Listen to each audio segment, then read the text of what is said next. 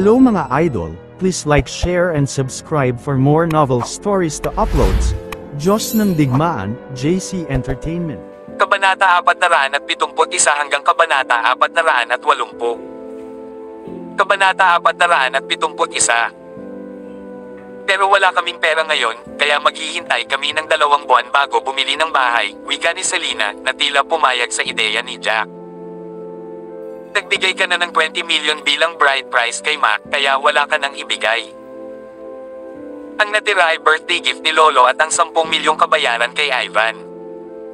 Mayroon akong ideya.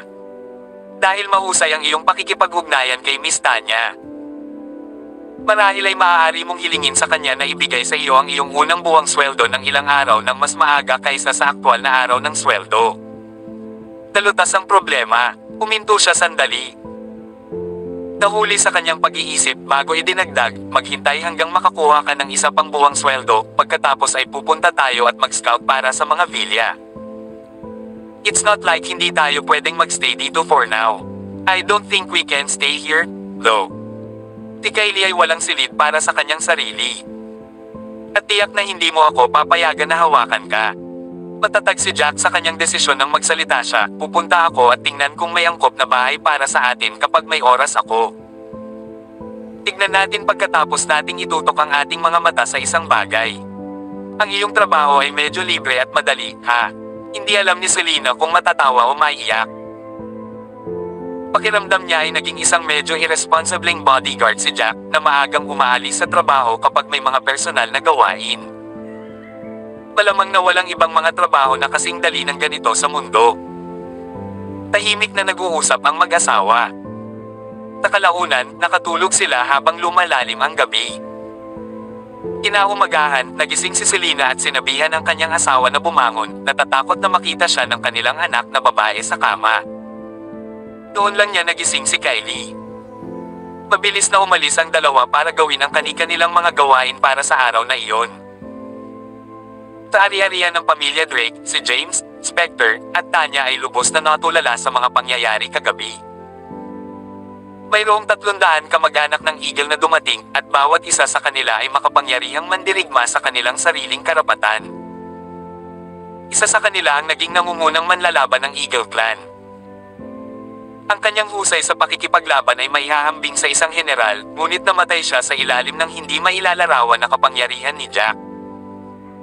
Dumating sila upang tingnan ang mga bangkay sa sandaling umalis si Jack. Higit na partikular, ang 30 kakaiba na pinatay ni Jack sa pamamagitan ng isang pagwagayway ng kanyang kamay.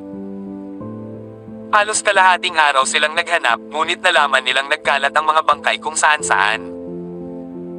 Wala silang paraan para sabihin sa 30 kakaibang lalaki na unang namatay. Sa bandang huli, isang pangungusap lang ang masasabi ni Specter. Marahil ay may nakatagong sandata siya. Bukod dito, ayon sa kanilang deductive na pangangatwiran, nakumpirma na si Jack ay isang Diyos ng digmaan sa kanyang napakalaking lakas sa pakikipaglaban. Kung hindi siya isa sa 9 gods of war, sino siya? Posibleng si Jack, ang Diyos ng digmaan na ito, ay mataas ang ranggo. Lumapit si Tanya sa kanyang ama. Tumawag ang asungot na iyon na si Jack kanina at sinabing may mga gawain siya sa umaga, kaya hindi siya pumupunta. Darating siya sa hapon, ungol niya, hindi nasisiyahan. Kung ano man ang gusto niya. Maaari lamang nating pasayahin ang isang taong tulad nito, hindi namin kayang saktan siya. Napangiti si James. Kausapin mo siya ng mas madalas kung wala kang gagawin, maintindihan. Tanya, nasaan si Jack? Hindi ba siya lalapit? Ang huling bagay na inaasahan nila ay dumating si Ivan para hanapin si Jack, nakasuot ng sexy na damit para magbot. Taglit na natigilan, hindi napigilan ni Tanya ang pagbuo ng ngisi sa kanyang mukha. Bakit mo siya hinahanap, Ivan? Don't tell me na ang kawalan niya ay nagpapalamang sa puso mo sa kanya. Namula ang pisngi ni Ivan. Hindi pwede. I just wanted to go out shopping with you. And I wanted to bring Jack along kasi natatakot ako na baka delikado sa labas, she protested vehemently. At saka, hindi ba sayang kung hindi natin siya papasok sa trabaho kahit na binayaran siya ng napakaraming pera? Sa sandaling ito, isang bodyguard na nagbabantay sa pasukan ang bumangga. Miss Tanya, Master, may isang magandang babae na may higit sa 20 bodyguard sa kanyang retino, ulat niya. Tinabi niya na narito siya para kay Jack White at tinanong kung papasok siya sa trabaho ngayon. Kabanata 472. Hinahanap niya si Jack, isang magandang babae.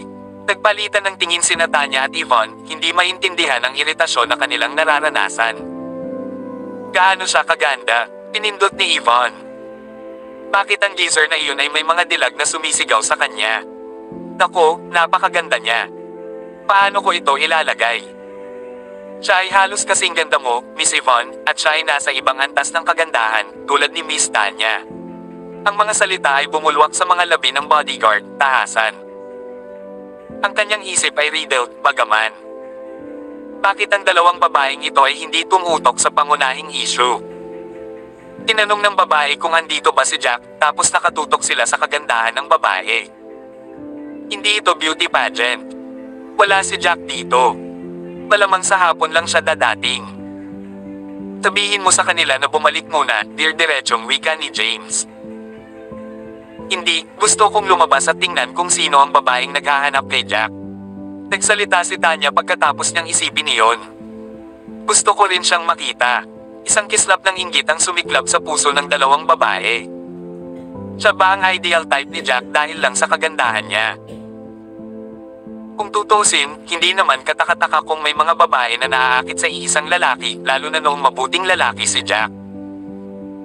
Isa pa, narinig na nila ang tungkol sa mayamang babae sa auction noong nakaraang pagkakataon.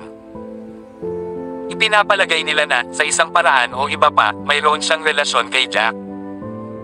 Malamang hindi niya inaalagaan si Jack. Sa halip, nagustuhan siya nito at naging tiwala niya. Pagkatapos ng lahat, ang isang lalaking tulad ni Jack ay tila hindi ang uri na gustong makisali sa mga inosenteng kabataang babae. Tinundan ng dalawang babae ang bodyguard hanggang sa pasukan, nagmamadaling naglakad. Isang magandang babae ang nakatayo sa pasukan, at nakasuot siya ng puting damit na may floral print. Isang maliit na ngiti ang nag-adorno sa kanyang mukha, at nagbigay siya ng banayad at matamis na disposisyon. Ang kanyang aura ay kasing linaw ng simoy ng tagsibol, at pinalabas niya ang matamis na lasa ng unang pag-ibig. Miss Tanya, bakit ka pumunta dito? Nasaan si Jack? Di ba bodyguard mo siya? Dapat ay papasok na siya sa trabaho ngayon. Dumating na ba siya? Nagningning ang mga mata ng babae nang makita niya si Miss Tanya. Lalong sumili ang ngiti sa mukha niya. Kilala ko ba siya? Parang pamilyar siya, pero bakit hindi ko malagyan ng daliri? Kumunat ang noo ni Tanya, kumunat ang kanyang ekspresyon. Simula kailan lumitaw ang isa pang kagandahan sa Eastfield? Lalong nagselo si Yvonne. Pakiramdam niya ay mas kaakit-akit ang kagandahan sa kanyang harapan kaysa sa kanyang sarili, ang babaeng ito na may ngiti na matamis na parang pulot. Sabihin mo sa akin kung nasa paligid mo na si Jack. Sasabihin ko sa iyo kung sino ako pagkatapos nito. Paano kung ganoon? Pumalaklak ang babae at pinagsalikop ang kanyang mga braso sa kanyang dibdib. Ang kanyang figure ay well-balanced, at ito ay may isang mainit at nakakapreskong pag-uugali. Wala pa siya. Ang idiot na iyon ay nagsabi na mayroon siyang mga gawain at darating lamang sa hapon. Unti-unting umasim ang ekspresyon ni Tanya. Hindi ginagawa ni Jack ang kanyang trabaho tulad ng nararapat. Kabanata 473. Sige. Sasabihin mo sa amin kung sino ka ngayon, di ba? Nagsalita si Yvonne, iginuhit ang kanyang pangungusap habang ginagawa niya. Hindi mo ba ako nakikilala? Yay! Si Sharon, Tanya. Hindi mo ba talaga ako nakikilala? Umisi si Sharon.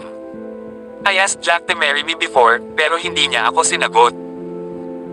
Sobra ang bigat ko noon at pangit ang itsura ko kaya hindi naman kakaiba na tinanggihan niya ako. Dahil doon, nagpasya akong maghintay ng ilang sandali bago subukan muli ang aking kapalaran. Baka may pag-asa ako kung hiningi ko ang kamay niya ngayon. Sharon! Huminga ng malalim si Tanya. Inusat niya ang kanyang mga mata, hinala na siya ay nag-hallucinate. Pinag-aralan niyang mabuti si Sharon. Ang babaeng nauna sa kanya at ang kakilala niyang si Sharon ay tila dalawang magkaibang tao. Gayunpaman, pagkatapos ng maingat na pagmamasid, talagang kamukha niya si Sharon. Hindi nakapagtataka na parang napaka-pamilyar ni Tanya nang makita siya. Diyos ko! Nagawa mong gamutin ang iyong sakit. Ilang kilo ang nawala sa iyo. Naalala kong nakita kita ilang araw lang ang nakalipas. Hindi ba mga 200 ang bigat mo noon? Nagulat din ang gulugad ni Yvonne. She mentally debated with herself na ang nauna sa kanya ay isang manloloko. Tinabi ni Sharon na hiniling niya kay Jack na pakasalan siya noon, ngunit hindi ito pumayag. Ngayon na siya ay matagumpay na pumayat at naging isang nakamamanghang kagandahan, gusto niya itong bigyan ng pangalawang shot. Ginawa ko. Lahat ito ay salamat sa trabaho ni Jack. Siya ay isang henyo ng isang doktor. Binigyan niya ako ng 3 tableta at pumayat ako. Ang galing. Pumulwak siya. Mahal ko siya hanggang kamatayan. Binigyan niya ako ng buhay, pangalawang pagkakataon sa buhay. Bahagyang namula ang mukha ni Sharon habang nagsasalita. Naging mahiyain ang ekspresyon niya. Siguro iniisip ninyong dalawa na masyado akong walang ingat ngayon. Pero sa tingin ko ay si Jack ang perpektong lalaki. Hindi siya masyadong masama bilang isang tao. Sharon, ngunit malamang na hindi siya kasing perpekto gaya ng ipinapakita mo sa kanya, malumanay na paalala ni Yvonne sa kanya na hindi mabasa ang ekspresyon. Tama iyan. Napakagwapo mo ngayon at napakaraming bachelors dyan para sa iyong pagpili. Bakit bodyguard ang pinili mo? May asawa na rin siya. Papayag ba ang mga magulang mo dito? Bahagyang hindi nasisiyahan si Tanya kahit na hindi niya alam kung bakit. Ang aking mga magulang. Hindi ko sila tinanong. Pursing her lips for a moment, she then added, pero mahal na mahal ako ni na daddy at mommy, tiyak na igagalang nila ang aking desisyon. Tsaka, mukhang mahal na mahal ng parents ko si Jack, he being such a outstanding young man. Wala silang ibang ginawa kundi papurihan siya nitong nakalipas na 2 araw. At sinabihan nila akong makipag-usap sa kanya ng mas madalas kung wala akong gagawin at lumabas kasama niya. Dito, nagbigay ng malademonyong ngisi si Sharon. Tinuruan pa nga ako ng nanay ko na para mapagtagumpayan ang isang tao, kailangan mo munang ipanalo ang pamilya nila, paumanhin niyang sabi. Dahil wala si Jack, pupunta ako sa hapon para makita siya at puntahan ang kanyang mga magulang sa umaga. Regalo ko sa asawa niya. O, ang kanyang anak na babae din. Seryoso. Tinuruan ka ng nanay mo ng ganyan. Medyo madilim ang ekspresyon ni Yvonne, halatang malungkot. Pakiramdam niya ay may inaagaw sa kanya. Bukod pa rito, si Sharon ay isang batang may bahay ng isang primera klaseng maharlikang pamilya, gayunpaman, ipinakita niya ang gayong bastos na pag-uugali. Tino ang nakakaalam ng kanyang proseso ng pag-iisip. Si Jack ay isang pervert, ngunit siya ay napakahusay sa kanyang mga mata. Sige, hindi nakita guguluhin pa, Tanya, Yvonne. Yay! Pupunta ako ngayon sa pamilya ni Jack. Kailangan kong kumuha ng mga regalo sa kanila. Oo, tama. Nabalitaan kong 9 na araw na ang ika-70 kaarawan ni Lolo Taylor. Yay! Gusto ko rin itong dumalo. Pagkatapos ay mas makikita ko pa si Jack. It was evident na fangirl na ni Jack White si Sharon. Siya at ang kanyang mga bodyguard ay mabilis na umalis sa kanilang mga sasakyan. Nagawa niyang mawala ng labis na timbang sa loob ng 3 araw. Natahimik sandali si Tanya bago bumantong hininga ang kumawala sa kanyang mga labi. Sobrang ganda ni Sharon pagkatapos niyang pamayat at wala rin siyang maluwag na balat. Kahanga-hanga si Jack, kaya niyang gamutin ang ganoong sakit. Samantala, sa ibang lugar, isang maapoy na pulang Porsche 911 ang nakaparada sa ilalim ng isang sira-sirang housing complex. Malaki ang kaibahan nito laban sa kapaligiran nito. Kabanata 474. Dala-dala ni Jack ang 2 malalaking luggage bag na binili niya kanina at tumayo sa harap ng tirahan ni Tiger. Kuya, sa wakas nandito ka na. Matagal na kaming naghihintay sa iyo ng asawa ko. Pagbukas ng kanyang pinto at napansin si Jack sa kanyang tirahan, si Tiger ay napahalakhak. Pasok ka. Pasok ka. Agad namang lumapit ang asawa ni Tiger para salubungin siya. Gayunpaman, natarante siya nang makitang may bitbit si Jack sa 2 bagong bag na bagahe. Ano ito, kuya? Ang ekspresyon ni Tiger ay bumagay sa ekspresyon ng kanyang asawa. Naisip ba ni Jack na lumipat ng bahay? Sa kasamaang palad, ang kanilang bahay ay napakaliit. Walang paraan para makalipat siya sa kanila. Wala akong oras na pumili ng isang bagay na mabuti para sa iyo bago ako dumating. Kaya nagdala ako ng 2 malalaking luggage bag para sa iyo. Tumawa si Jack at kinuha ang mga bag, inilagay sa sulok ng silid. Sa paghusga sa walang pakialam na ekspresyon ni Jack, ang mga bag ng bagahe ay tila magaan, marahil ay walang laman. Napatulala si Tiger at ang kanyang asawa. Ito ang unang pagkakataon na nakakita sila ng bisitang kaibigan na bumibili ng red jalong tulad nito. Ang iba ay kadalasang bumibili ng mga prutas, sigarilyo, o alak, mga bagay na ganyan. Gayunpaman, nabanggit ng dalawa na sila ay medyo disenteng mga bag ng bagahe. Nagtaka sila kung magkano ang ginastos ni Jack sa kanila, parang branded sila. Kuya, masyado kang mapagbigay. Bakit kailangan mong magdala ng regalo kapag bumibisita ka sa amin? Tumawa si Tiger at hiniling ang kanyang asawa na mag-grocery pagkatapos suriin ang oras. Pinagmasdan ni Jack ang silid at tuluyang nahulog ang kanyang tingin sa bata sa isang kama. Magkano ang upa dito kada buwan, Tiger? Tanong niya. Isang awkward na ngiti ang sumili sa mukha ni Tiger. Hindi naman mahal. Ito na siguro ang pinakamurang housing area sa Eastfield, sagot niya. Mga 5 hanggang 6 na raan kada buwan, higit sa lahat dahil isa lang ang kwarto at isang tirahan dito. Kaya lang mura. Ang kanyang ngiti kalaunan ay naging mapurol, medyo mapait. Alam mo naman na hindi kami kumikita ng malaki ng asawa ko. Hindi lang kami ang may gastusin sa buhay, pati mga magulang ko ay hindi rin maayos. Nasa ospital sila ngayon, pero discharge na sila bukas. Ang aking asawa ay hindi nagtatrabaho nitong mga nakaraang araw dahil ang aking mga magulang ay may sakit. Maaari lamang siyang manatili sa bahay, nag-aalaga sa aming anak at nagpapadalhan ng pagkain sa aking mga magulang. Tumango si Jack sa sagot nito at marahang tinapag ang balikat ng kausap. Huwag kang mag-alala, Tiger. Big brother ang tawag mo sa akin, at bilang kuya mo, natural lang sa akin na tulungan ka ng kaunti. Kunin mo sa akin ang 2 bag bilang isang maliit na token. Nakaramdam ng hiya si Tiger, hindi maintindihan kung bakit ganoon ang sasabihin ni Jack. Salamat, kuya. Uminom tayo sa nilalaman ng ating puso. Wala akong masyadong pera ngayon, kaya natatakot akong mahirapan ka para kumain ng simple. Tinatrito mo akong parang outsider, nagsasabi ng ganyan. Hindi ba't nabuhay tayo sa mga bag ng mani at 2 litro ng laubagan na alak noong nakaraan? Iyan ang uri ng buhay na pinangunahan ko. Pumalaklak si Jack. Pagkaraan ng ilang sandali, bumalik ang asawa ni Tiger na may dalang mga pinamili, naghahanda ng malawak na hanay ng mga pinggan.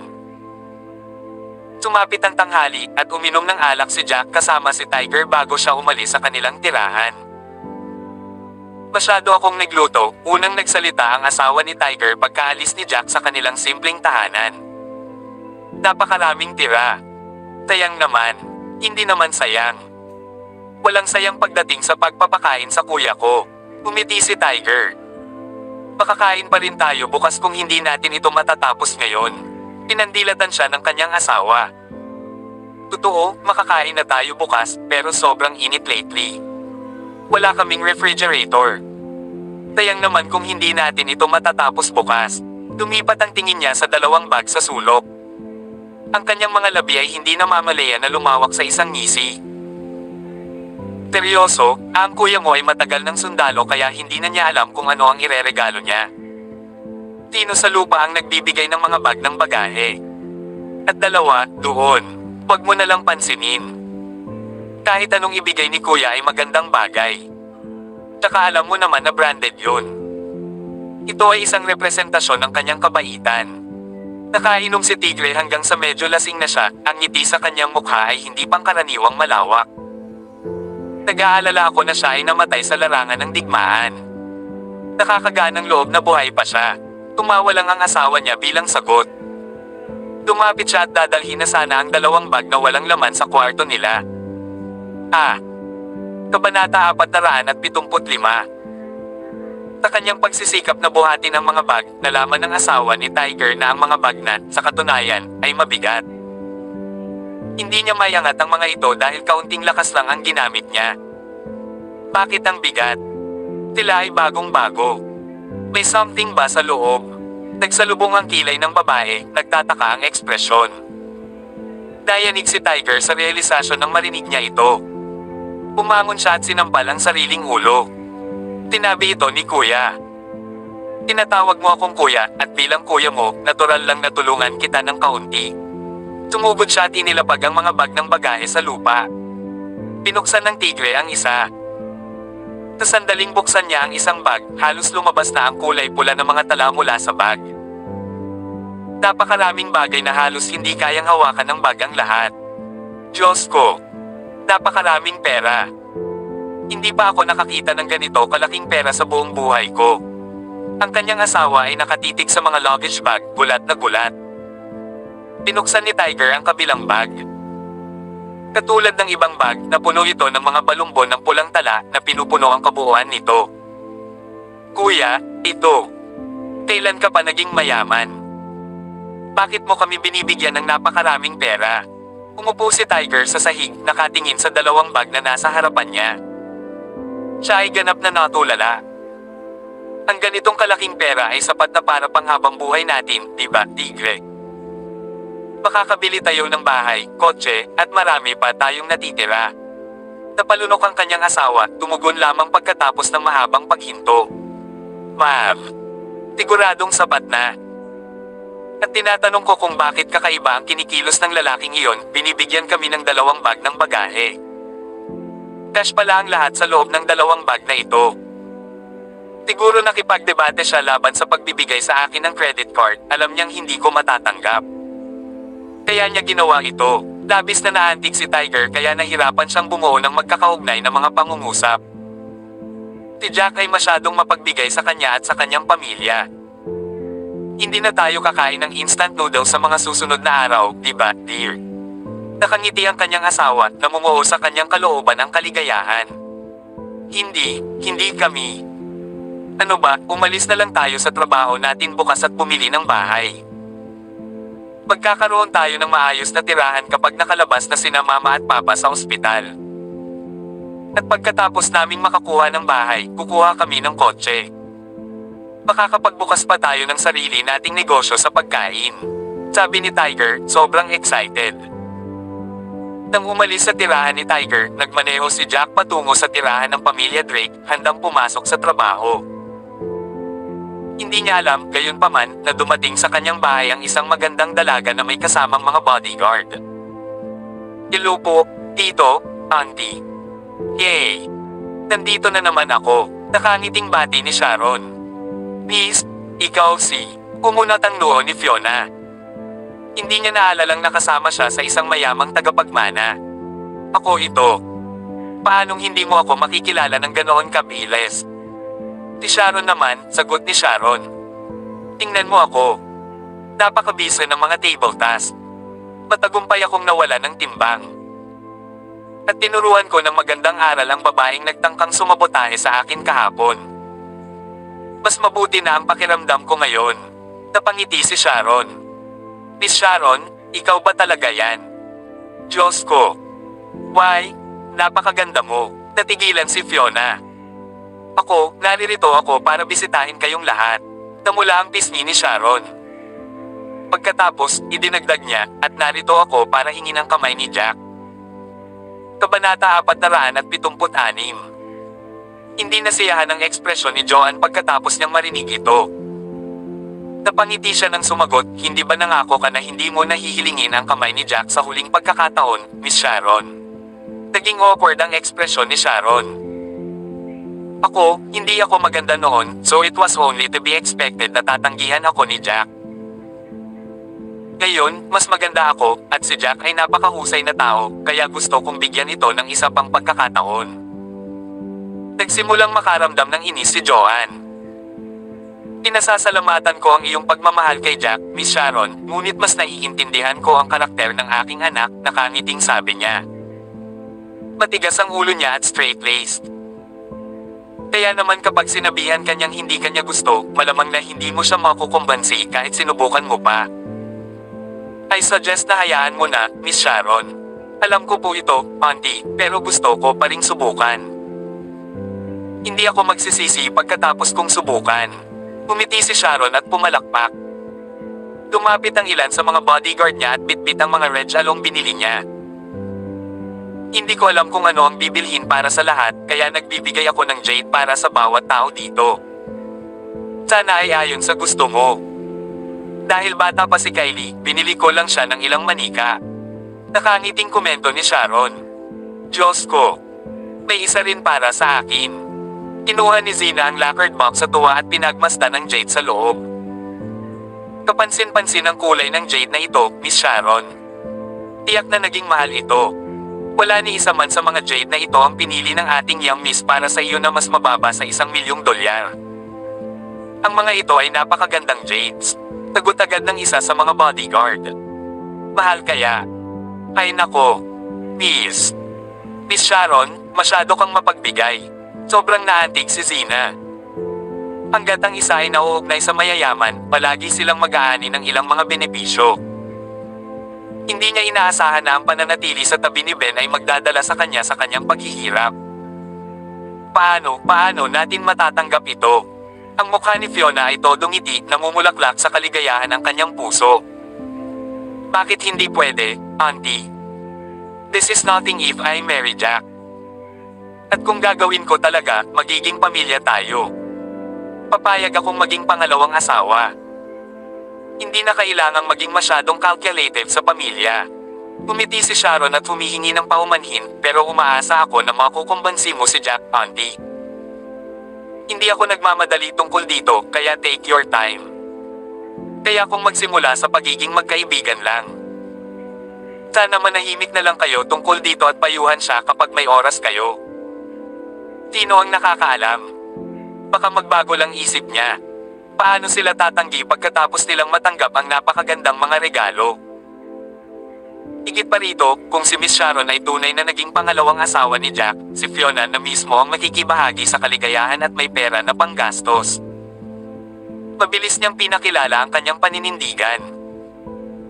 Hindi na siya nagdalawang isip tungkol sa bagay na iyon habang masigasig niyang sinagot, "Huwag kang mag-alala, Miss Sharon. Na-realize ko din na mabait kang babae kaya naiintindihan kita. Magiging mabuting asawa ka. Talagang tutulungan kitang kumbansihin si Jack sa abot ng aking makakaya." Sa gilid, si Joanne ay hindi nakaimik. Ilang beses palang nakilala ni Fiona si Sharon, nagpalitan ng mga salita, at kahit papaano ay naiintindihan niya ito. Hindi na kailangang sabihin, naiintindihan niya ng husto ang pagkatao ni Fiona. Siya ay isang babae na pumunta sa lahat ng mga dulo para sa pera. Kaya naman hindi siya mapakali na makipagtalo sa kanya. Nagkunwari siyang walang narinig. Gayunpaman, hindi na kinaya ni Andrew na pakinggan ito. Umubo siya at sinabing, "Hayaan na natin ang mga bata na ayusin ang mga bagay sa pagitan nila. Wala kaming karapatang makialam sa mga usapin ng puso." Hindi niya akalain na ipipikit sa kanya ng asawa. Dahil na sinasabi mo, mas may karanasan tayo kaysa sa kanila. Kaya dapat tayong gumawa ng inisyatiba at gabayan sila. Kabanata 477. Tama iyan. Tama ka, Auntie. Napangiti si Sharon. Aalis na ako ngayon. Salamat sa iyong pag-unawa. Miss Sharon, bakit hindi ka sumabay sa amin ng tanghalian bago ka umalis? Magalang na sabi ni Fiona. Hindi na kailangan, Auntie. Baka sa susunod. Umiti si Sharon sa kanyang balikat at mabilis na umalis kasama ang kanyang mga tauhan. Seryoso, ganyan ka ba kadesperado sa pera? Pilit na bulalas ni Andrew pagkaalis ni Sharon. Si Jack ang iyong manugang, at sino sa lupa ang makakahanap ng pangalawang asawa para sa kanilang manugang? Marahil ikaw ang una sa kasaysayan ng buong sangkatauhan na gumawa nito. Ano ang alam mo? Biglang nagyelo ang ekspresyon ni Fiona. Sasabihin ko sa ibang babae na gustong maging pangalawang asawa ni Jack na sumigaw, ngunit iba ang babaeng ito. Siya si Miss Sharon, tagapagmana ng pamilya George. Huminto siya rito bago nagpatuloy, "Pag-isipan mo. Ang pamilyang George ay isa sa 4 na pangunahing pamilya dito. Mayroon lamang 4 na first class na aristokratikong pamilya sa Eastfield at isa sila sa kanila. Dapat ay gumugulong sila sa cash. Isa pa, ang ganda-ganda ni Sharon ngayon at willing siyang maging pangalawang asawa ni Jack kahit sa social standing. Paano natin tatanggihan ang babaeng ganyan? Ito ay magiging ganap na katangahan kung gawin ito. At sabi mo hindi ka mahilig sa pera. Parang ang takaw mo sa akin. Tumabi si Andrew at umupo sa isang bench na bato. Nagbuga siya ng sigarilyo at sinindihan, napalitan ng ngisi ang kanyang ekspresyon. Bilang ama ni Selena, hindi niya nais na ang kanyang anak na babae ay may kasamang lalaki sa iba. Ito ay natural lamang. Higit pa rito, nilinaw ni Jack na hindi niya gusto si Sharon. Paano nila sinubukang ipare sila ng ganoon? Tama, Fiona. Hindi na natin kailangang manghimasok sa negosyo ng ating mga anak. Hayaan silang ayusin ito sa pagitan nila. Kung tutuusin, medyo kumikita na ang anak ko. Magkakaroon tayo ng sarili nating kayamanan sa loob ng 1 o 2 taon. Kawakas ay nagkomento si Joanne, hindi na napigilan ang sarili. Mayroon tayong pagkakataon para sa isang aktwal na hinaharap ngayon. Walang sino man sa kanilang matino ang isip ang tatanggi sa ganoong kalaking pera. Alam mo ba kung magkano ang kinikita ng pamilya George? At saka, wala silang anak, kaya lahat ng negosyo ng pamilya ay mamanahin ni Sharon. Nakikinig din siya sa anumang sasabihin ni Jack. Hindi ba ibig sabihin nito na halos kay Jack ang pera kapag pumanaw na ang kanyang mga magulang? Sa tingin mo ba pera ako? Iniisip ko lang ang lahat ng ito para sa ikabubuti ng anak mo. Pumalukip-kip si Fiona sa kanyang dibdib, may malamig na ngiti sa kanyang mukha habang kausap si Joanne. Tama iyan. Bakit hindi ko naisip iyon? Nagliwanag ang mga mata ni Ben. Sa pag-aakala na si Jack ay tunay na nagpakasal kay Sharon at ang pamilya George ay walang ibang tagapagmana sa kanilang kapalaran. Tiyak na pakikinggan niya ang lahat ng sasabihin nito kung isasalang-alang na gusto niya ito. Sa pamamagitan nito, makokontrol ni Jack ang bawat negosyo ng pamilya George. Sila ay isang first class na aristokratikong pamilya. Ang pag-iisip pa lang ng kanilang pera ay halos mapaiyak na siya. Bagamat ito ay isang pangmatagalang pamamaraan, magbibigay ito ng hindi maiisip na mga gantimpala sa kanila sa hinaharap. Tita, kailangan mong makinig sa aking ina tungkol dito. Hindi lang nanay ko ang kailangan gawin ang kapanipaniwala, kailangan mo ring tumulong na kumbansihin ang iyong anak. Lagi kanyang pinakikinggan. Malaki ang epekto ng iyong payo sa kanya. Tinimulang suyuan ni Ben si Joanne matapos marinig ang sinabi ng kanyang ina. Kabanata 478. Inilagay ng mag-inang duo si Joanne sa isang mahirap na kalagayan. Susubukan ko ang lahat ng makakaya ko, ang sabi niya nang walang pag-aalinlangan, ngunit ang kanyang mga opinyon ay sa kanya. Hindi natin siya mapipilit sa kahit ano. Tama, Joanne. Iyan ang espiritu. Hindi namin makontrol ang kanyang puso, ngunit maaari naming tiyak na subukan ang aming makakaya upang payuhan siya na magpasya kung ano ang pinakamahusay para sa kanya. Muling sumili ang ngiti sa mukha ni Fiona nang makitang nasa gilid nila si Joanne. Tinawag pa niya ang pangalan ng ibang babae ng buong pagmamahal. Umiti lang si Joanne at hindi pinansin si Fiona. Sa sandaling iyon, sa isang bulwagan sa punong tanggapan ng Eagle Clan, mahigit 100 lalaki ang magkasamang nakaupo, lahat ay mga executive sa angkan. Ang isa sa mga nasa katanghaliang gulang na lalaki ay may madilim na ekspresyon. Nanatiling tahimik siya saglit bago nagsimula, nagbalik na ang mga tauhan natin. Sa kasamaang palad, ang 300 kakaibang lalaki na namatay sa kagubatan sa labas ng lungsod kagabi ay ang aming mga tauhan. Wala sa mga lalaking iyon ang nakaligtas. Isa si Baldy sa kanila. Ano? Patay na rin si Baldy. Ang isa pang babae ay labis na natakot na ang lahat ng kulay ay nawala sa kanyang mukha.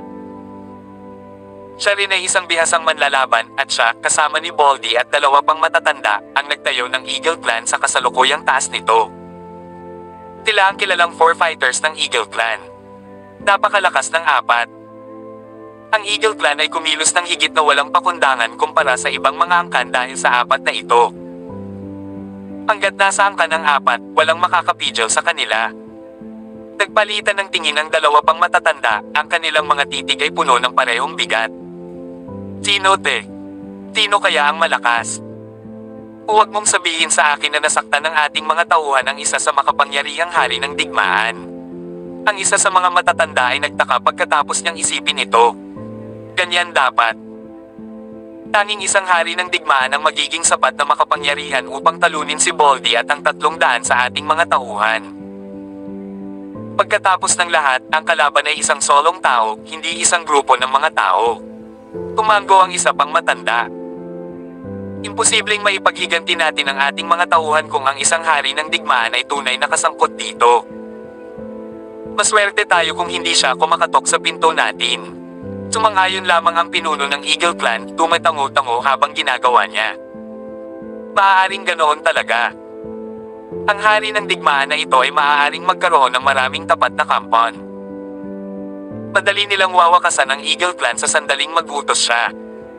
At saka, sapat na ang paghihirap natin. Kaya't maaari lamang tayong magigiit at walang magawa sa napakalaking pagkalugi. F6. Ito ang unang pagkakataon na nagdusa tayo ng ganito. Ang isa sa mga executive ay maliwanag na galit na hindi mapakali, ang kanyang kamay ay mahigpit na nakahawak sa armrest ng kanyang upuan. Basag. Naputol ang buong armrest sa sobrang lakas niya. Masakit para sa akin na sabihin ito, ngunit wala kaming pagpipilian. Masyadong malakas ang taong ito. Maghintay lang tayo at tingnan kung ano ang mangyayari. Wala na tayong paraan para makaganti ngayon. Isang buntong hininga ang kumawala sa pinuno. Pagkatapos ay idinagdag niya, gayunpaman, dapat tayong magpadala ng isang tao upang suriin ang lahat. Alamin kung sino ang pumatay kay Baldy at ang iba pa, at kung bakit nagpasya ang ating mga tauhan na pukawin ang tao. Kailangan nating imbestigahan ang lahat ng maigi. Dapat nating malaman ang pagkakakilanlan ng ating kaaway. Ngunit ano ang silbi ng pag-alam? Ang taong iyon ay isang hari ng digmaan. Ang executive kanina ay ngumiti ng walang katatawanan. Iyon ang unang pagkakataon na nakaramdam siya ng sobrang kawalan.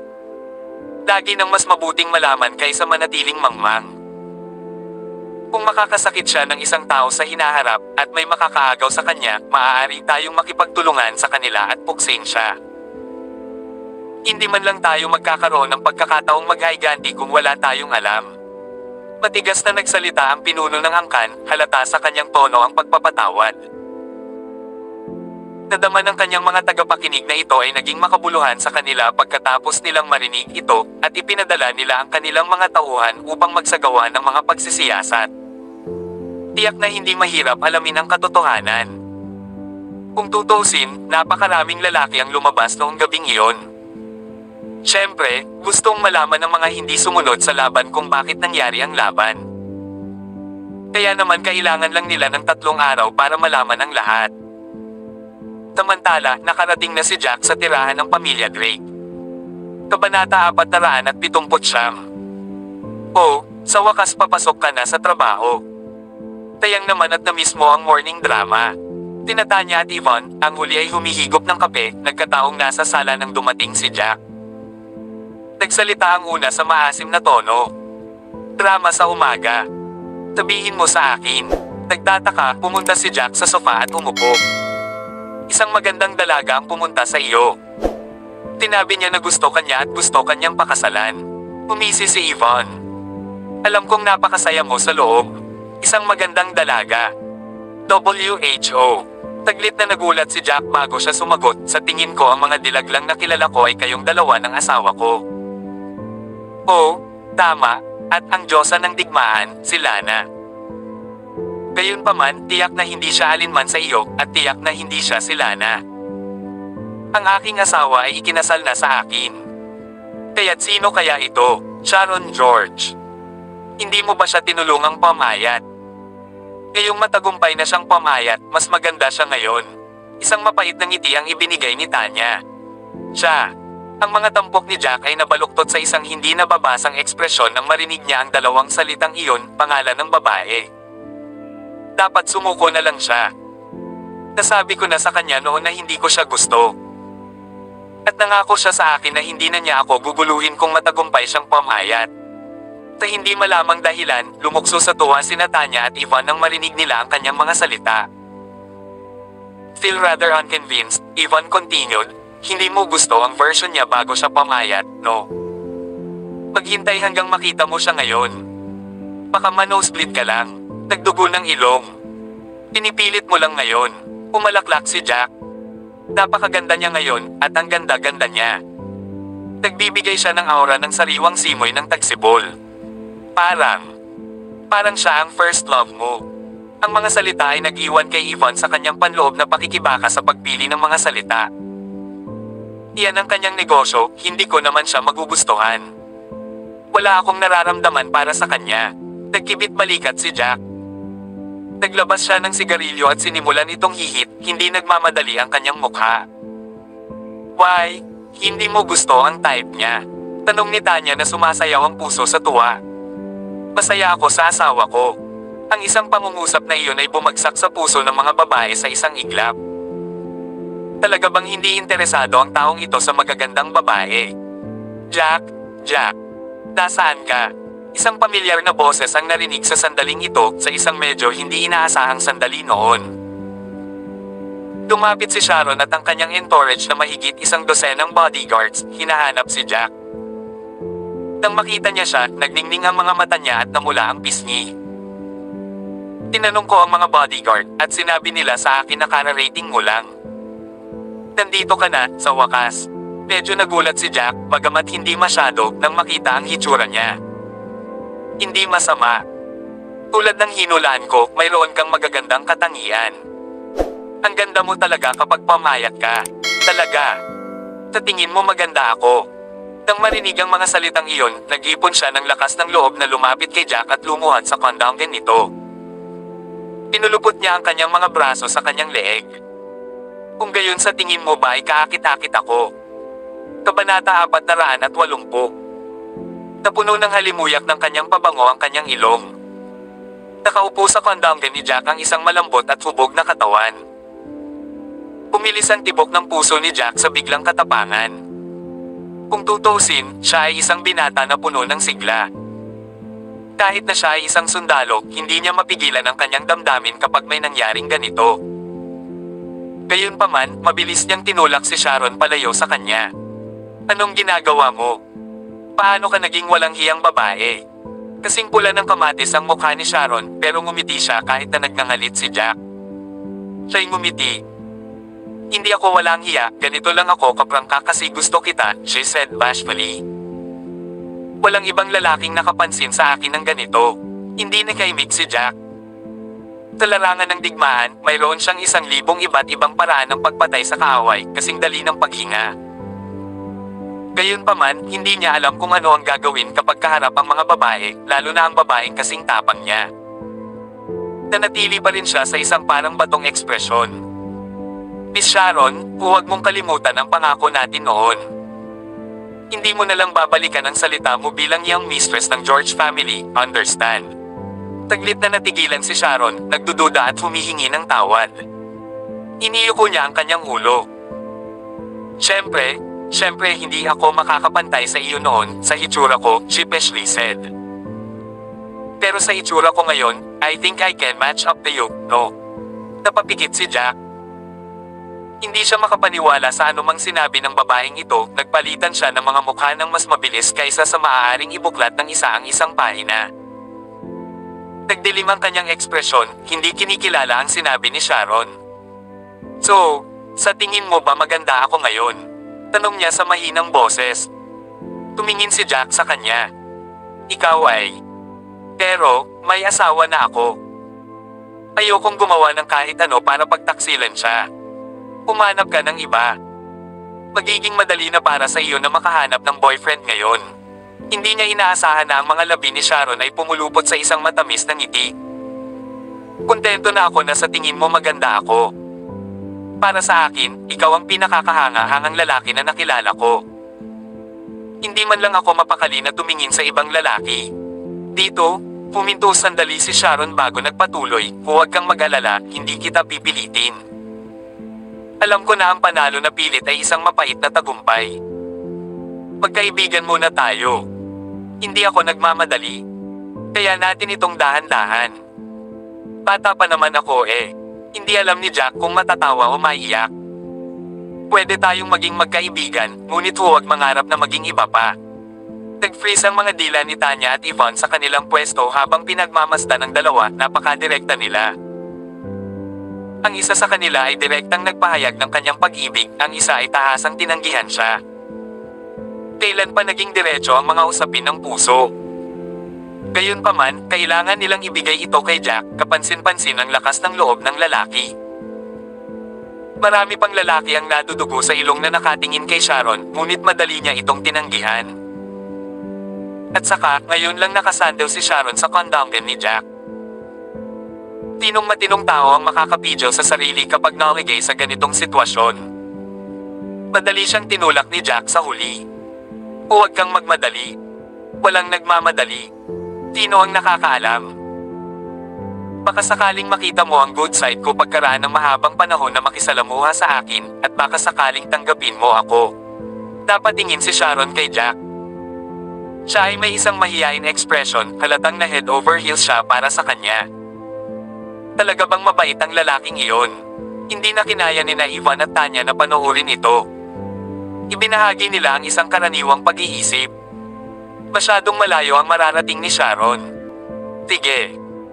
Actually dadaan lang ako para bisitahin ka. Aalisin ko muna yung buhok mo, pagsang-ayon ni Sharon. Pero huwag mong kakalimutan na sinabi mong pwede tayong maging magkaibigan. Kaya huwag mo akong itulak palayo kapag nandyan ako na gustong makasama ka sa mga libreng oras ko. Tumingin ulit si Sharon kay Jack, hinaplos ang pisngi nito. Nahihiya niyang tinawag ang kanyang mga bodyguard at umalis. Ako, si Jack ay walang imek, ang kanyang templo ay kumakabog sa sakit ng ulo. Kailan ba talaga mauunawaan ng batang iyon ang sitwasyon? Please subscribe and hit the notification bell for more novel stories. JC Entertainment.